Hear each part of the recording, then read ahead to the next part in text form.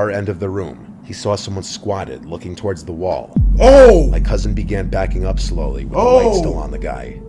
Once he got back to where we were, Paul, what the heck? saw what he was looking at. Wait, whoa! Whoa! There was that woman from earlier. Whoa!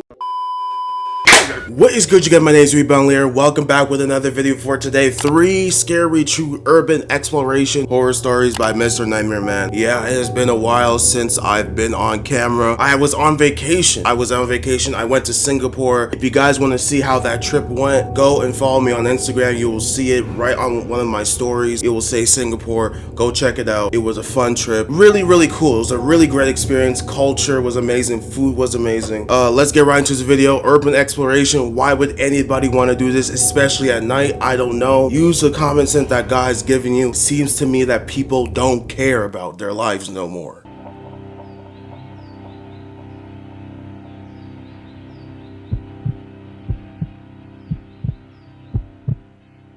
There's an abandoned motel called the Royal Hawaiian Motel. It's been abandoned for, I'm pretty sure, well over a decade. I do a lot of solo urban exploration, sometimes at night.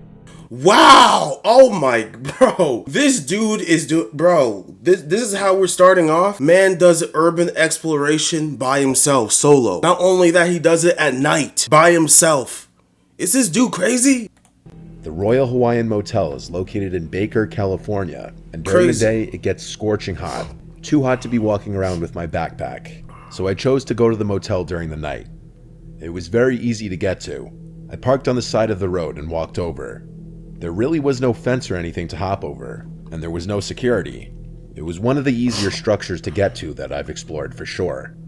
In the back was a really deep pool with a ton of graffiti. I shined my flashlight up at the actual motel, and I noticed half of the upstairs room's doors were slid open slightly or just completely shattered. Bruh. Kinda creepy looking, but also expected since the place had been abandoned for so long. Of course, other people have explored there. A part of the motel also looked like it had been engulfed in flames and partially burnt down. I looked around the outside for a little while. It was late at night, so there were no sounds of nearby passing traffic. Besides the sounds of my shoes stepping over various pieces of debris, at one point, my blood ran cold when I heard a voice from somewhere in the vicinity. It sounded like a female's voice. Oh, heck no. Is this female doing witchcraft? What the heck? Instinct in these scenarios is to assume it's some kind of security worker or somebody who may cause trouble for me. So I typically tend to walk out of sight and hide. That's what I did. I ran to one of the other rooms on the ground level and turned off my flashlight. I waited just a minute, and after hearing nothing, I turned it back on. I looked around this little room I was in, and the walls were littered with graffiti. There was only one piece of furniture in here. You think she's gone, bro? She's still there. She heard you. You're screwed, bro. There's a little dresser with like 4 drawers on it. This is how we're starting off. Dirty old mattress on the floor. Crazy. I wondered if homeless people would come and sleep here, but honestly, it's just so far away from any real civilization that I doubted it. Wow. I left the room and continued around the motel. I would peek inside every little opening on the ground floor below the overhead walkway for the upper level rooms. Yeah. Each room was pretty similar to the last, with different miscellaneous graffiti and writings on the walls and old dilapidated furniture. A crash type sound from above, like something falling over. I felt my heart skip a beat. I went back outside and pointed my flashlight up at the walkway above. A dead body? Glass doors. I felt a rush as I decided to go up there and check out the room. What? Bro, you have no common... yeah, this dude has no common sense, bro. The common sense that God has given him, he rejected completely. You hear banging from upstairs. You hear a sound of a dead body dropping. And you decide to rush upstairs? Your adrenaline tells you to go upstairs, bro? You gotta be kidding me. What I felt like deep down was that there was an animal in one of the rooms, but there's always that chance. An animal? Other explorers or perhaps a homeless person. Stop lying, bro. You're lying. I made my way upstairs and peeked into each room that I passed. They were all similarly furnished with junk, debris, old mattresses, and odd pieces of old furniture.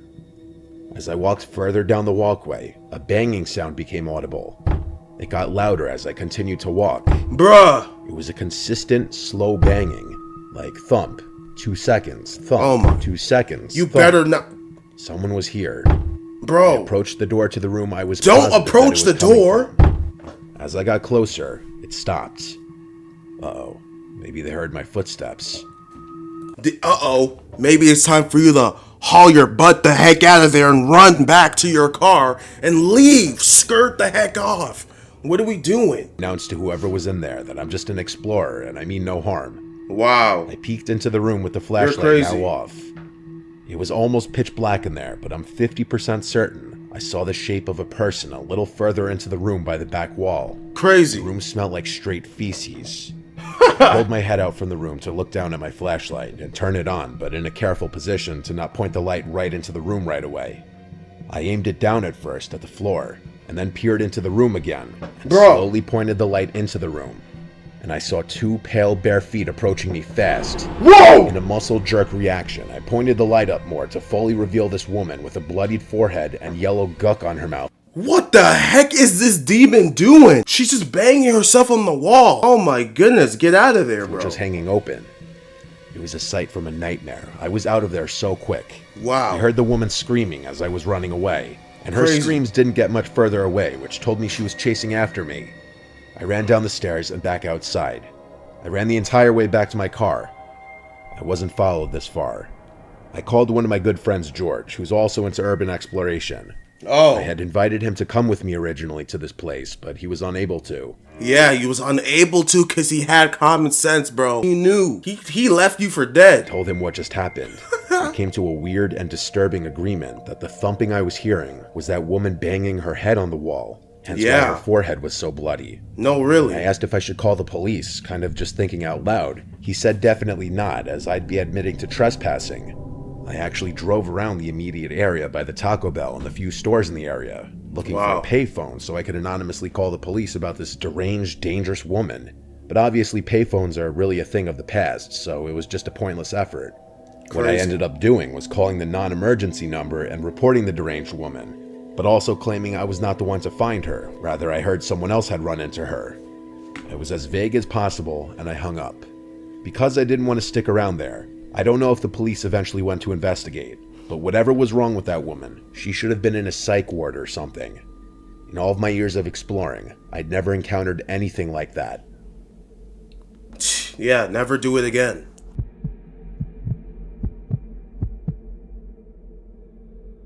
A few years ago, I lived in a small town.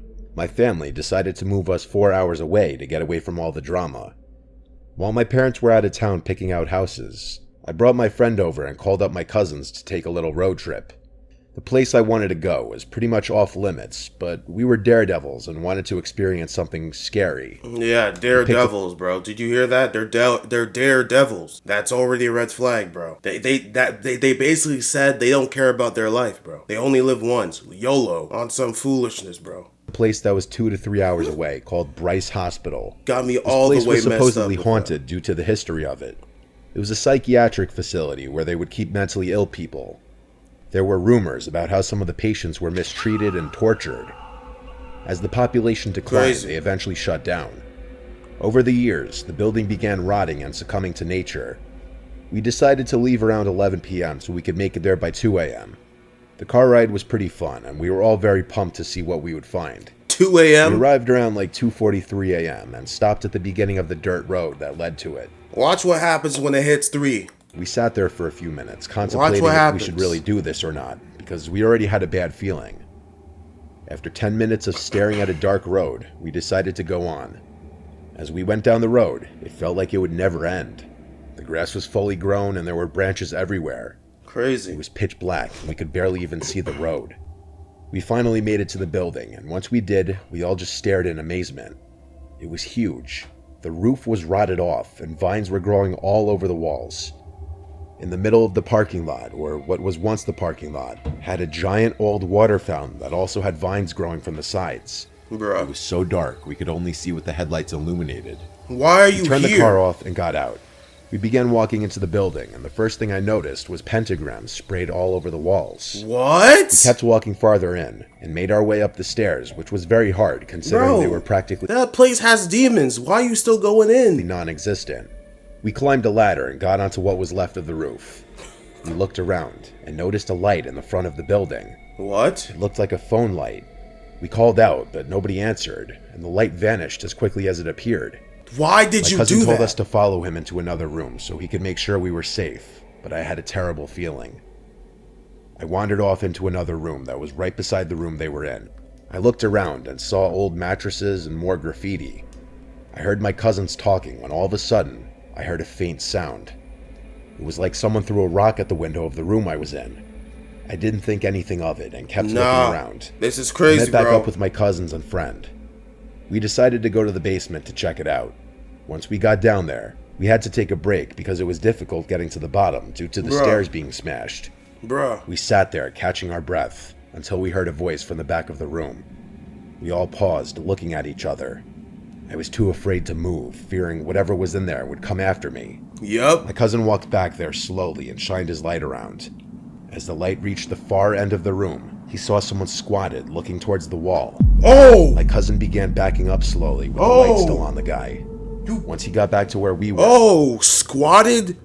Oh, man. He squatted, facing the wall? Oh, you better run. As soon as he turns around, he's bolting towards you. He lifted us out and began pulling himself out. Once we were out, he yelled to the man, asking if he was okay. What? The man turned around and stared blankly at us. There was a moment of silence before the man let out wild screams. He began running towards us. We all started screaming and running away. We had no idea where to run, but ended up climbing out of the window. We ended up in the woods behind the building. I remember running and screaming because I heard the man right behind me. Wow. My cousins were far ahead of me, and I saw their flashlights slowly fading. I ran into so many trees that my entire body started to ache.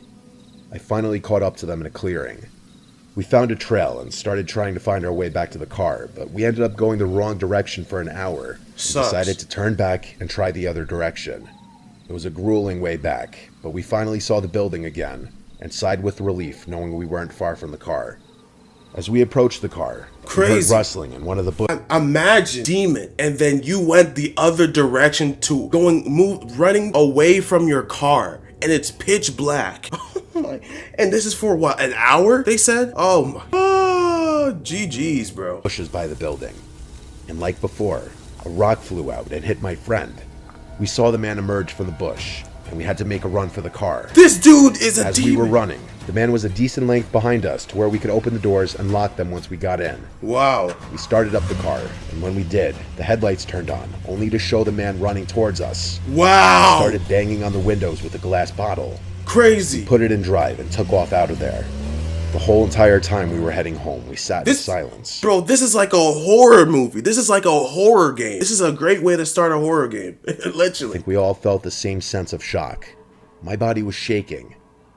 After that night, we never had any interest in urban exploring ever again. Thank the living Jesus. You have common sense now.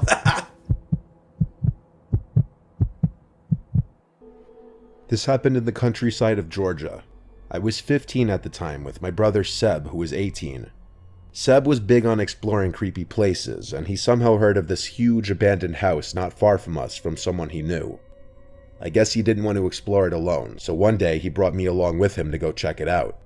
Seb parked the car in a rather hidden location, covered by a bunch of trees. The house property wasn't visible from here. We'd have to walk down this concrete road that clearly hadn't been touched in forever. There were giant cracks with grass and weeds growing through it just about everywhere. All the grass around the road was overgrown, almost overtaken with weeds as well. Suddenly we noticed a woman down the road walking behind us in our direction. I asked Seb what we should do, and he said to just play it cool. If we started to run, it would look suspicious. The woman was walking with both her hands folded behind her back, as if she were going for a relaxing stroll. Okay. Yeah, just watch this woman, bro. If she tries to turn with you in every direction, you know what's up. We kept walking at our regular pace, maybe picking it up a bit, just slightly. I turned around once more, and she was much closer now. Oh, yeah, she wants y'all. She wants y'all. I could see a smile on her face. Nah. She was looking back at me. Then she said, "Lovely day today, isn't it?" My brother and I simultaneously responded, "Yeah." She kept walking behind us, getting closer and closer. Crazy. Then as she was almost right on top of us, with her hands still folded behind her back. That is creepy, bro. That is creepy. I can feel her breath on my neck. To go to bed now. Seb and I looked at one another with confused looks. What? We both picked up the pace now without saying a word to each other. We just saw in each other's faces that it was time to speed up and get away from this woman. My brother turned around one last time and said, "Have a great day, ma'am." We stayed in the speed walk pace for a while, and the next time we turned around, that woman was gone, completely off the road. Crazy. That meant she must have taken off into the woods, which was incredibly creepy. Yep. It was absolutely a chilling start to this little field trip. We made it to the house. It was noticeably deteriorated.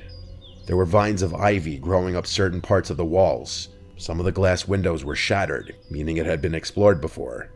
And that's exactly how we entered the house, through one of the broken windows. You should never went in. Making sure not to cut ourselves. We just went inside her house.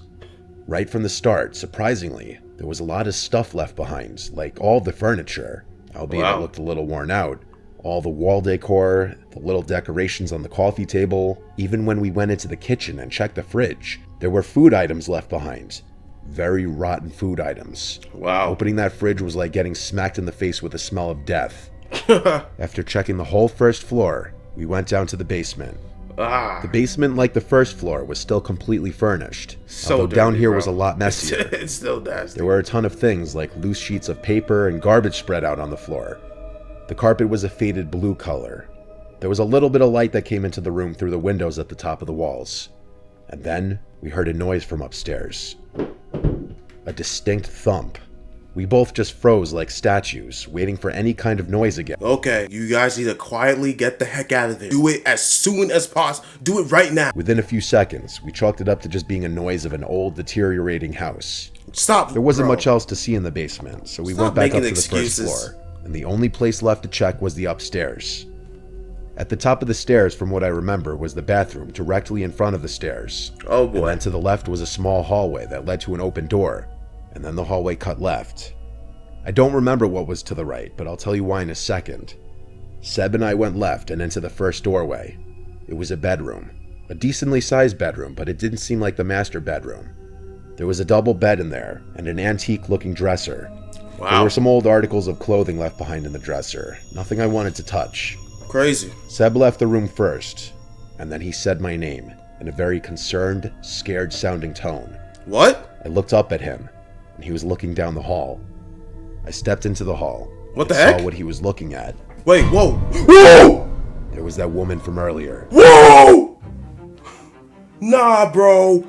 Nah, get this psychopathic woman the heck out of here. Yo, look at her, and she's blonde. Nah, get the heck out of here, bro. Nah, yo, you better run, bro. This demon of a female, nah, bro. You better run. You put yourself in that situation and use your God-given common sense, so whatever happens to you, it's a GG's. Standing in front of the bed in another bedroom at the end of the short hallway. Oh my God. She was still smiling like before. Nah. She opened her mouth and said, "Do you want to see what's behind my back?" No! My brother screamed, "F you," and he pushed me to start running. Whoa. We both made a beeline for the front door and sprinted to the outside. I couldn't help but look back at the house, at the upstairs windows, expecting her to be at one of them, but she wasn't. I also just had to make sure she wasn't chasing after us. We kept running until we were out of sight from the house, and then we kept running some more, even though my cardio sucked and I was out of breath. When we finally made it back to the car, I gagged, trying to throw up from exhaustion. We got in the car and Seb drove us home. The whole ride, we couldn't stop theorizing what it was that just happened. Yep. We said it might have been some loony woman off her meds or escaped from a mental facility or something. Really? Maybe she was living in that abandoned house. Yep. But even explaining all of that away, the big question is, what did she have behind her back? And was she a knife? Something to kill you with. Holding it that whole time she was walking behind us? Yep. So many questions that will never be answered. Fam, she was holding a knife, bro. Their favorite weapon, bro. Their weapon of choice. Their weapon of choice. She was holding a knife. She was about to stab you. She was about to do a stabby stab on your chest, back, your stomach, everywhere. That is crazy. This is why you don't go to these abandoned places. You deliberately put yourself in horrible situations just for a thrill, just for adrenaline reasons. Get the heck out of here, bro. Anywho, I'll catch you guys later in the next video. Glad to be back. I'll catch you guys later. Take care. Do not be in this situation. Do not do urban exploration. It is stupid. It is dumb. Use your common sense that God, Jesus Christ of Nazareth, has given you. Do not end up in these situations. Don't go, all right? I'll catch you guys later. Take care. Peace. You win. Perfect.